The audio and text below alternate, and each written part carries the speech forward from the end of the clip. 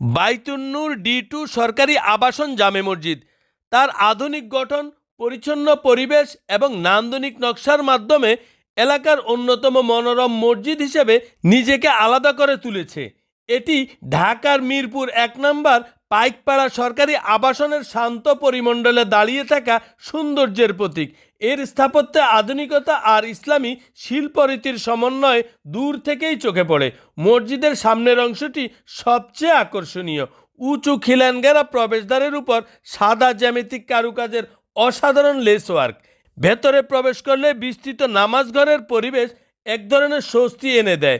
Marble মেঝের মসৃণতা, সাদা দেয়ালের শীতল প্রশান্তি আর চারদিকের সাজানো স্তম্ভগুলো প্রতিটি মুহূর্তে শান্তি ও পবিত্রতার অনুভূতি জাগায়।